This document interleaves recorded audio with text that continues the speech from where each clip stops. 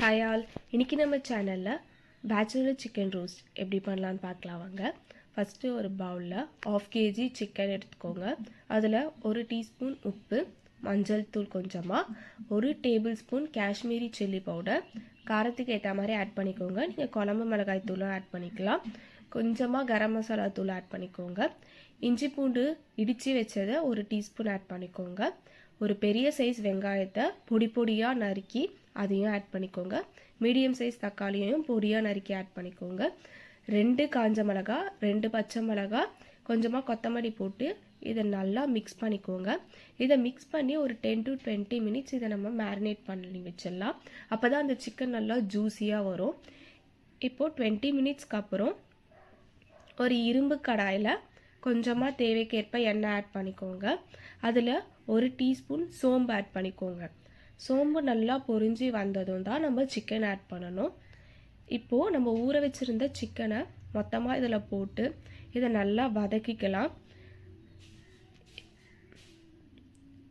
இப்போ நம்ம எல்லா சிக்கனையும் போட்டுட்டு இதை நல்லா ஒரு 2 மினிட்ஸ் மட்டும் நம்ம வதக்கிக்கலாம். இதை வதக்கிட்டு நம்ம மூடி போட்டு தான் வேக வைக்க போகிறோம். யூஸ்வலாக ரோஸ்ட்டுக்கு இரும்பு கடாயில் செஞ்சிங்கன்னா தான் ரோஸ்ட்டு நல்லா வரும். இப்போ நம்ம இதை வதக்கி இதை மூடி போட்டு வேக வச்சுக்கலாம். 10 மினிட்ஸ்க்கு அப்புறம் பாருங்கள், சிக்கனில் நல்லா தண்ணி விட்டு சிக்கனும் ஒரு பாதி வெந்திருக்கும்.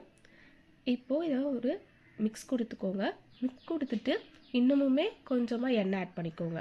ஃபஸ்ட்டே நீங்கள் நிறைய எண்ணெய் ஆட் பண்ணிங்கன்னா ஃபுல்லாகவே சிக்கனில் நிறைய ஆயில் இருக்க மாதிரி இருக்கும். அதனால் ஃபஸ்ட்டு நீங்கள் கொஞ்சமாக ஆட் பண்ணிக்கோங்க. அதுக்கப்புறம் தேவைக்கேற்ப சால்ட் ஆட் பண்ணிக்கோங்க. ஏன்னா நம்ம ஃபஸ்ட்டு ஒரு டீஸ்பூன் தான் ஆட் பண்ணியிருப்போம். ஸோ டேஸ்ட்டு பார்த்துட்டு கொஞ்சமாக சால்ட் ஆட் பண்ணிக்கோங்க. திரும்பவும் மூடி போட்டு இதை நல்லா வேக வச்சுக்கோங்க.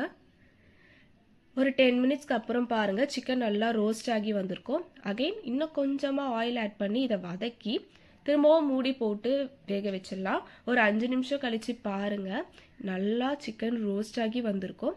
இப்போது ஃபைனலாக கொஞ்சமாக பெப்பர் பவுடர், கொத்தமல்லி போட்டு இதை நம்ம சர்வ் பண்ணலாம். சுட சுட ரசம் சாதம், சாம்பார் சாதத்துக்கெலாம் இது ஒரு பர்ஃபெக்ட் காம்பினேஷனாக இருக்கும்.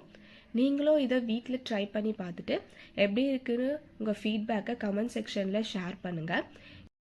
இதே மாதிரி இன்னொரு நியூ ரெசிபியோட உங்கள் எல்லாரையும் மீட் பண்ணுறேன். See you all.